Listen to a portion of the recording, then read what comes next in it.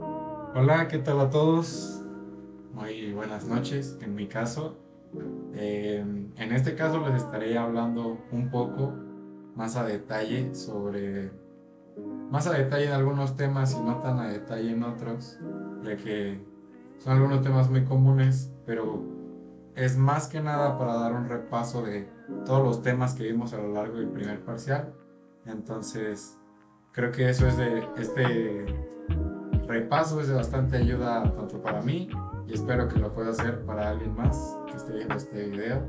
Así que me presento, soy Leonardo Solorio del grupo MS-184 de la Universidad Politécnica de Querétaro y en esta ocasión iniciaremos con hablando un poco sobre lo que son la interpretación de planos, ¿ok? En este caso, iniciamos con el tema de la interpretación de planos porque este video está dirigido a los procesos de manufactura. Nosotros sabemos bien que para tú desarrollar una pieza o poder desarrollar un proceso de maquinado necesitas tener conocimientos de planos, ¿ok? Es por eso que nosotros iniciamos con esta slide en donde vemos demasiada información. No se preocupen, lo voy a ir explicando poco a poco, vamos a ir detallando en cada una, ¿ok? Entonces, me gustaría iniciar un poco con los tipos de sistemas que hay, ¿ok?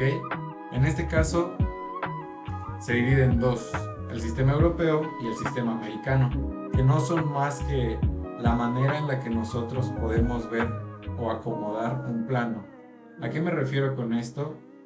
Si bien podemos ver en la parte del sistema europeo en donde está el círculo con otro círculo adentro, es la forma en la que nosotros vemos los objetos siendo el sistema europeo o manejándolo como el sistema europeo, siendo que estamos ubicados en la derecha y los vemos de derecha a izquierda, por así decirlo, siendo que en el sistema americano es lo opuesto o lo contrario, ubicado a la izquierda, de izquierda a derecha, siendo así que podemos ver cómo las vistas son las mismas, las vistas no cambian, sin embargo lo que cambia es el acomodo o la representación en el plano. Como podemos ver, las vistas están acomodadas en un tipo de L invertida en la que tenemos la vista superior en la parte de abajo, la vista frontal en la parte de arriba a la izquierda y la vista lateral izquierda a la arriba a la derecha, siendo que en el sistema americano tenemos un tipo de espejo que es todo lo contrario. Cambiamos la vista frontal que está arriba a la izquierda, la cambiamos abajo a la derecha. La vista superior que está abajo a la izquierda la cambiamos arriba a la derecha. Y la vista lateral izquierda que está arriba a la derecha la cambiamos abajo a la izquierda. Creo que es bastante sencillo de comprender. Simplemente tenemos que basarnos en que son lo contrario y aprendernos esta forma de verlo para poder diferenciarlo fácilmente, ¿ok? Entonces, una vez tenemos bien claro que hay dos sistemas, podemos irnos a los ejemplos y tipos de línea. Bueno, más que nada son los tipos de línea y les voy a mencionar los ejemplos más importantes o los más utilizados en este caso, los cuales son la continua y la mixta. ¿Por qué digo que son los más usados? Porque son los más sencillos, por así decirlo, son los que no te cuesta, pero nosotros al querer no te cuesta comprender, ya que los ves, por ejemplo, aquí a la izquierda vemos líneas gruesas y líneas mixtas, que son líneas punteadas, ¿ok? Entonces, estas son las más comunes y son a las que podemos estar acostumbrados. Sin embargo, cuando ya nos empezamos a meter más en la interpretación de planos, podemos ver que ya no es correcto llamar línea punteada a la línea mixta, a la línea que se compone de líneas y puntos, por así decirlo. No es correcto llamarla de esa forma porque después tenemos una línea de tipo espesor medio, la cual es punteada, y esta no es igual a la mixta. Entonces es por eso que es importante que comprendamos los tipos de línea y a continuación les mencionaré, y lo pueden observar aquí, que están los tipos de línea en el cual se divide en gruesa, media y fina. Nosotros vamos a dividir estos tres tipos de línea y los vamos a aplicar en diferentes situaciones. Por ejemplo, en el tipo de línea gruesa está dividida en continua y mixta, siendo que la continua es aplicada en los contornos visibles. Es por eso que aquí a la izquierda tenemos, por ejemplo, que todo está marcado con ese tipo de línea. No es un ejemplo muy bueno, abajo tenemos otros mejores, que ya explicaré cuando veamos todos, pero es para que más o menos nos demos una idea. Después tenemos el tipo de línea mixta, que es utilizada sobre todo en cortes y secciones, ¿ok? Eso para el apartado del tipo de línea gruesa. Después tenemos el tipo de línea media, ¿ok? Nosotros aquí lo tenemos dividido en tres para las líneas medias. Tenemos la línea punteada, la línea irregular y la línea continua, siendo que la punteada es para contornos no visibles, la irregular para rupturas cortas y la continua, sí, o sea, se repite la continua, pero es de tipo medio. Entonces creo que es fácil de distinguir. Entonces, esta no es para los contornos visibles, sino que es para diámetros internos y engranes simplificados, ¿ok? Entonces, se va a volver a repetir la línea continua, pero lo que la diferencia de las demás es su espesor, ¿ok? Entonces, es importante que tengamos esto presente. Por lo que al final, pero más importante, tenemos el tipo de línea fina. En este caso nosotros tenemos el tipo de línea mixta, el tipo de línea continua, el tipo de línea en zigzag, siendo la mixta para líneas de centro y ejes de simetría, perfiles y contornos auxiliares, posiciones extremas de piezas móviles, siendo que las líneas finas, como podemos ver, es para cosas más específicas y ya metidas más en el diseño de planos y en la interpretación de estos, ¿ok? La continua, pero en este caso fina, la tenemos para líneas de cota, extensiones al momento de marcar alguna medida, achurados y secciones, ¿ok? Y por último tenemos la de tipo zigzag, que es para ruptura de piezas largas, ¿ok? Entonces, acá abajo tenemos algunos ejemplos donde podemos ver el tipo de línea que estamos usando. En este caso, tenemos líneas de todo tipo de ruptura. Aquí podemos ver que hay una ruptura, entonces ponemos una media de tipo ruptura. Tenemos unas que marcan corte, tenemos unas que hacen que no se vea que no se vea la sección visible, o que esté marcada la sección que no es visible. Tenemos líneas de cotas que son muy importantes para nosotros marcar medidas. Tenemos de tipo zigzag que son para cuando hay una ruptura larga en una pieza, siendo en este caso que podemos ver cómo se rompió a la mitad a lo largo, y muchas más. Tenemos tipos de líneas de todo tipo, y estas líneas o esta división de líneas lo que nos permite es poder diferenciar o poder dar indicaciones dentro del plano, ¿ok? Siendo así que, por ejemplo, tenemos esta pieza y nosotros queremos indicar que se va a romper a lo largo, ¿ok? Que va a haber una ruptura a lo largo, y tiene que saberlo la persona que va a diseñar esa pieza. Entonces, o que la va a construir, o la va a manufacturar, la va a fresar. Entonces, es por eso que es importante que todas estas líneas estén marcadas correctamente y que se siga con el tipo de línea correcto, es decir, su espesor sea correcto, ya que si indicas una línea continua, como vimos que entra en los tres tipos, la indicas como fina, pero tú querías que fuera gruesa, pues el plano ya no servirá para nada. Entonces es bastante importante tener en cuenta todo esto, ¿ok? Posteriormente pasamos a los símbolos normalizados dentro de los planos, ¿ok? Si bien puede que nosotros sepamos cuando diseñamos un plano, no, pues a esta medida nos referimos que es esto de diámetro, nos referimos que es esto de radio. No todas las personas comprenden los planos con nuestros ojos. Es por eso que la estandarización de símbolos es vital para la hora de la elaboración de los mismos.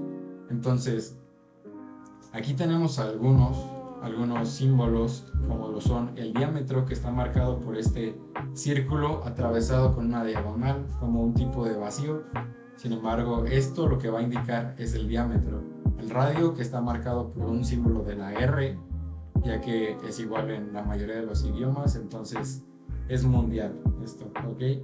En cualquier idioma te van a entender que un círculo con una diagonal es un diámetro, ¿ok? Y para el radio exactamente lo mismo. Un cuadrado lo tenemos marcado igual con un cuadradito, ahí no se la complicaron tanto, muy bien por ellos. Para el radio esférico, ahí sí que se la complicaron un poco más, ya que lo tenemos aquí en dos notaciones porque lo tenemos en inglés y en español. Es más utilizado o es más comúnmente utilizado el inglés. Sin embargo, nosotros que trabajamos en tierras nacionales, pues utilizamos el español.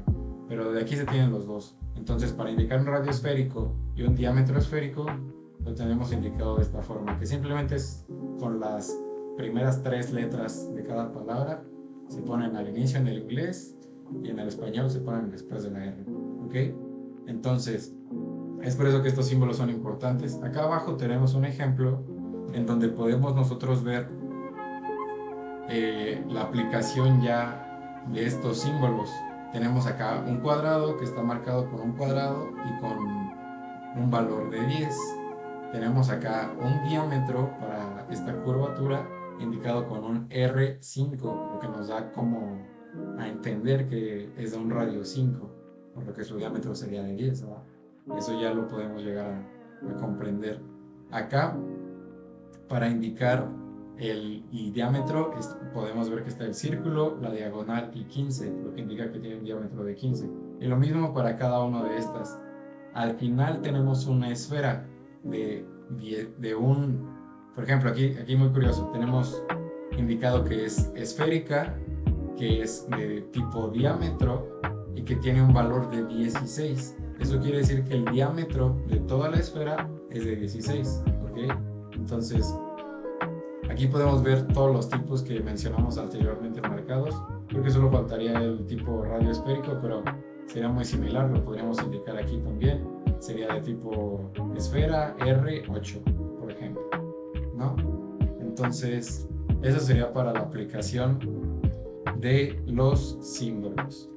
Posteriormente, para terminar con esta diapositiva y con esta primera introducción, tenemos las escalas. Tenemos escalas de 1 a 2 y de 2 a 1, ¿ok? La escala 1 a 2 representa que 1 milímetro en papel, es decir, en el plano, representa 2 milímetros en el objeto real.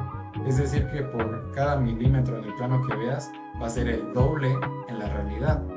Siendo el caso contrario en la escala 2 a 1, siendo que en el papel 2 milímetros en el plano representará 1 milímetro en el objeto real, ¿ok?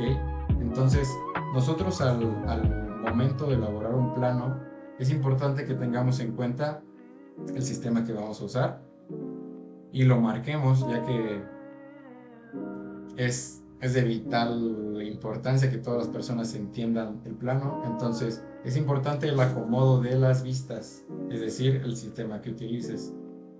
Que esas vistas estén marcadas con las líneas correctas, siendo así que se den las indicaciones correctamente. Que utilicen los símbolos correctamente para las zonas en las que sea necesario y que esté marcada la escala dentro del plano. Si está marcada en una escala de 1 a 1, quiere decir que las medidas que estén en el plano son las que se van a elaborar en la vida real. Sin embargo, si no tenemos marcado ningún tipo de escala, el usuario al que se lo des probablemente lo interprete como que es escala 1 a 1 y lo haga de esa manera. Sin embargo, si la escala 2 a 1 va a estar muy grande, o si va a estar muy pequeño, si es escala 1 a 2 va a estar muy grande. Entonces, es importante que lo tengamos en cuenta y esto sería la primera introducción al sistema de los planos, ¿ok? Sin embargo, no termina aquí.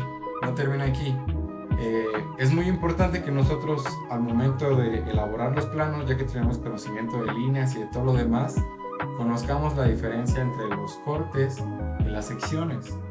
Los cortes deben mostrar la sección y la parte de la pieza situada detrás del plano de corte, ¿ok? En cambio, una sección solamente debe mostrar la parte de la pieza situada justamente en la parte en la que nosotros cortamos o hacemos el corte, ¿ok? Entonces, si nosotros tenemos un lapicero y hacemos un corte aquí, se deberá ver la zona en la que se ve el corte y además la vista situada detrás de ese corte. Sin embargo, en una sección, si nosotros lo seccionamos en 3 partes, en este caso se vería igual porque pues es una pluma. Sin embargo, si fuera diferente, por ejemplo, tenemos esta pieza aquí, si la seccionamos en 3 partes, será importante que nosotros hagamos o mostremos simplemente la zona de la sección, ¿vale? Entonces, es sencillo de comprender, más que nada, si te aprendes bien la sección, ya sabes cuál es el corte, ¿no? Entonces, esto es muy importante para saber cómo es por dentro, por así decirlo, una pieza. Por ejemplo, si diseño esto y quiero seccionar para ver que adentro esté bien construida, para mostrar los componentes, lo que sea, las medidas, para mostrar, señalar el diámetro, señalar el largo. Entonces, esa es la principal función de las secciones y de los cortes. Entonces, con esta parte terminaríamos lo que son los planos. Vale, pues posteriormente iremos con los instrumentos de medición. En este caso hablaremos del vernier. Iré un poquito más rápido porque creo que me extendí demasiado en la primera parte. Entonces, de aquí en adelante ya será un poco todo más rápido, ¿ok? Entonces, el vernier. El vernier es un instrumento de medición de precisión. Con esto nos referimos a que es utilizado en el campo laboral como un instrumento que nos permite saber la longitud de un objeto con mayor precisión, siendo esto posible gracias a su regla milimétrica. Como podemos ver, está compuesto por estas partes, siendo su regla milimétrica, la que vemos aquí marcada en el número 6, la que nos ayuda la mayoría del tiempo a conocer con exactitud y precisión, sobre todo, qué medida es la que queremos conocer. El vernier está en el sistema métrico y también está en el sistema inglés, como lo conocemos con partes de pulgada y demás. Continuaremos con otro instrumento de medición muy famoso, que es el micrómetro. A diferencia del vernier, este se enfoca más a objetos pequeños. Es por eso que se llama micrómetro, porque mide unidades muy pequeñas. Si bien podemos ver aquí en los prefijos de medición, nos vamos a micro, podemos ver que es por 10⁻⁶. Esto nos quiere decir que está enfocado a objetos muy pequeños, y el micrómetro nos permite medirlos o darle un valor a su longitud con mucha precisión, ¿ok? Entonces es enfocado principalmente para eso. Sin embargo, no es el único instrumento de medición que existe. Aquí solo me enfoqué en el vernier y en el micrómetro porque es lo que vimos más específico. Sin embargo, instrumentos de medición hay muchísimos. Está el manómetro, que está enfocado a la presión, está a la presión manométrica. Está las básculas, que están enfocadas al peso, a la carga. Están los termómetros enfocados a temperatura, etc. Hay un montón, pero en este caso solo nos enfocamos en el vernier y en el micrómetro. Vale, pues posteriormente nos vamos a lo que todos nos imaginamos cuando hablamos de manufactura, ¿ok? Las máquinas y herramientas, ¿vale? Entonces, hay muchas máquinas, nos vamos a enfocar sobre todo en las máquinas más famosas al momento de uno entrar a un taller, los cuales son el torno y la fresa. Sin embargo, como podemos ver aquí, hay demasiadas, bueno, no hay demasiadas, pero sí hay muchos tipos de herramientas que tienen una muy buena función en un taller, tales como lo son las taladradoras, tornos de los que ya mencionamos, limadoras, fresadoras, cepilladoras, taladradoras de diferentes tipos, sierras cortametales, las cuales son muy famosas ya que nos permiten cortar con mayor facilidad y que quede de una mejor forma objetos metálicos tales como son el acero. Entonces es por eso que las máquinas que vamos a hablar o nos vamos a enfocar un poquito más a tornos y fresas, ya que son las que tienen un poquito más de juego, solemos decir que son un poquito más divertidas. Ok, entonces vamos primero, para iniciar, vamos con el torno. Ok, entonces esta es una herramienta la cual nos permite y está enfocada sobre todo para dar formas a piezas de material sólido, ¿ok? O para dar forma. ¿A qué me refiero con dar forma? Me refiero a dar forma, repitiéndolo muchas veces porque es muy importante, al hacer girar nosotros una barra o un elemento que nosotros coloquemos en el disco y lo sujetamos con las mordazas, nosotros estaremos moldeando según sea nuestro interés y según estemos moviendo los ejes, estaremos nosotros moldeando o asignándole de alguna manera una forma, ya para no repetirme, a un objeto. Si bien hay distintos tipos de manufactura o de procesos para nosotros trabajar en el torno, uno de los más conocidos es el cilindrado, que es el que podemos ver aquí en el video, en el cual podemos observar cómo se le está dando forma, o se le está, por así decir, se está rebajando la barra, y este proceso se le conoce como cilindrado. ¿Ok? Entonces, eso sería para esta parte. Es importante que nosotros conozcamos las partes del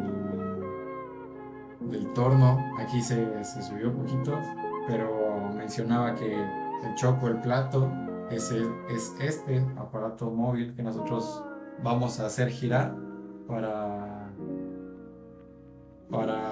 poder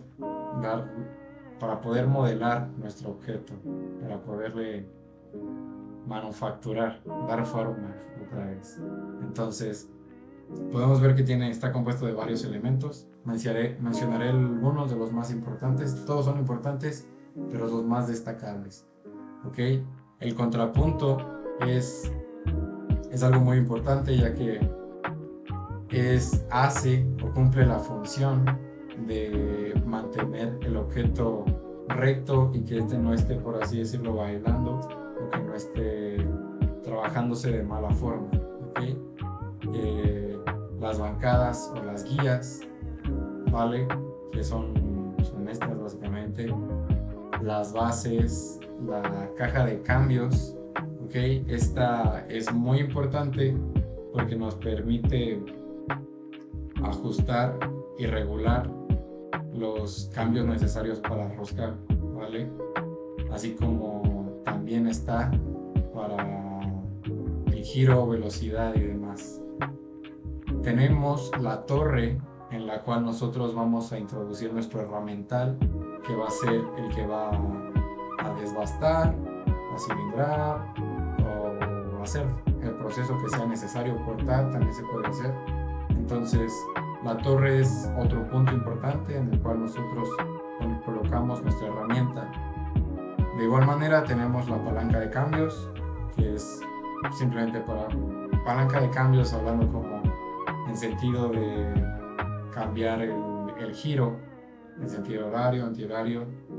Entonces, estas son las partes de un torno, ¿vale? Posteriormente, iremos a la que a mí me gusta más, en lo personal. No está en estos tres tipos, pero es el tipo de máquina fresadora o fresa, conocida también. Aquí tenemos nosotros tres tipos, los cuales son la fresadora de tipo horizontal, la de tipo vertical y la de tipo universal. Si bien la más común es la fresadora vertical por su relación precio con la facilidad que tiene al trabajar, pues también son bastante populares algunas otras como la fresadora universal, ya que puede llegar a ser un poco más moderna que la fresadora vertical, y la fresadora CNC, de la cual hablaremos en un momento, que es como la top, ¿vale? Entonces, posteriormente, ahí se saltó las partes de la fresa, pero lo podemos mencionar aquí sin ningún problema. Tenemos la palanca en el eje Z, tenemos palancas y manubrios o volantes para los ejes XY. Tenemos el botón de encendido de la fresadora, ¿okay? de la que va a cortar, de la que va a desbastar, y tenemos por acá el botón de encendido general de la máquina, ¿okay? Así como también botones de paro en ambas partes, y pues su base, su motor trifásico, y esos son los más destacables, ¿ok? Entonces se los menciono así por encima porque por algún motivo no salió, pero que no se vayan sin mencionarlas. Posteriormente tenemos distintos tipos de acciones que podemos hacer al momento de nosotros trabajar con una fresa, como son el planeado parcial, ranurado, perfilado, cavidades, pintura superficial. Esto enfocado al tipo de proceso que nosotros queramos seguir, así como también tenemos el tipo de herramienta para trabajar según el tipo de proceso de manufactura. Tenemos insertos, tenemos soporte de insertos, tenemos buriles, tenemos brocas, coronas, ¿ok? Entonces, dependiendo del proceso, nosotros utilizamos una u otra herramienta. Tenemos la programación de la CNC, que me dio un poquito más rápido, porque después tenemos un ejercicio relacionado a esto, ¿vale? Entonces, una CNC es una fresadora por código numérico por computadora. No, mentira.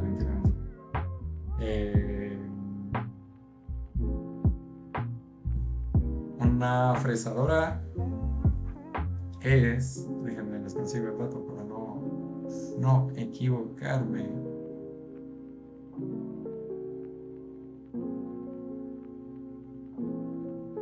No, sí está bien. Control numérico por computadora, ¿vale? Entonces, eso es una CNC, es una fresadora por control numérico por computadora. Aquí se deben seguir varios pasos y es muy importante tener muchas cosas en cuenta al momento de nosotros trabajar o realizar, al momento de trabajar con una CNC, ya que no es manual como las otras, no estamos nosotros moviéndole ahí. Estamos moviendo a través de a lo mejor una interfaz o de otras cosas, o ya con una rutina programada, pero sí es de tener un poquito más cuidado, tener estas medidas como lo son el modelado, simular trayectorias, definir si las trayectorias son correctas, así como se deben seguir unos pasos, o tiene, por así decirlo, una jerarquía en trabajar con una CNC, el cual es que el programa se compone de bloques, cada bloque se compone de palabras, y una palabra se compone de una dirección y de una cifra, ¿ok? Esto lo veremos más adelante, un poco hablando ya de código G. Entonces, aquí tenemos lo que mencionaba anteriormente.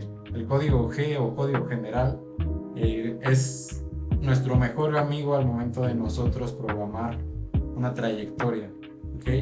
es, por así decirlo, la manera en la que tú das instrucciones de lo que quieres que se haga.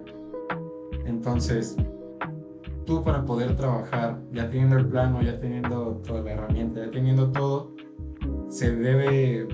le tienes que decir a la máquina cómo quieres que haga tu trabajo. Y es por eso que nosotros utilizamos diferentes códigos y comandos para poder mencionarle en qué tipo de coordenadas quieres trabajar, a qué velocidad quieres trabajar, qué movimientos quieres hacer, a dónde quieres llegar, ¿ok?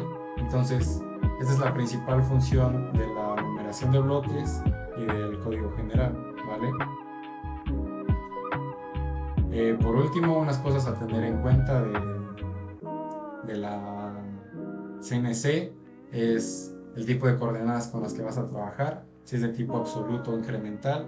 El tipo absoluto son las coordenadas tal y como están. Si tienes una en 50, otra en 20, las pones así. Si quieres ir de 50 a 20, pones 50 a 20 y ya.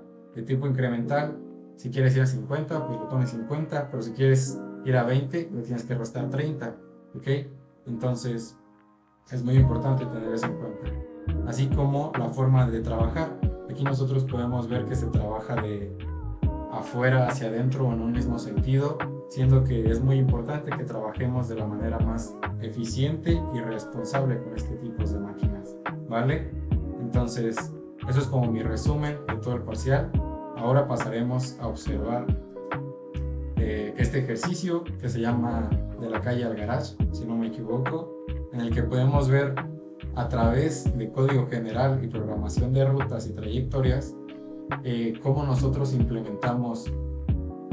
Primero indicamos que se van a utilizar en unidades milimétricas, que se utilizará en la sección del plano XY y que se va a trabajar con el tipo de coordenadas absolutas, ¿ok? Entonces eso básicamente indican estos tres comandos. El comando G01 es para movimientos lineales, el comando G02 es para rotativos en sentido horario, aquí podemos ver, y el G03 es para rotativos con radio en sentido antihorario, ¿vale? Entonces, este es el código que se trabajó y lo podemos ver simulado de la siguiente manera. Podemos ver cómo el cochecito va, toma todas las curvas de la manera correcta, sigue las líneas en blanco, no se desvía. Y eso sería todo por mi parte. Muchas gracias.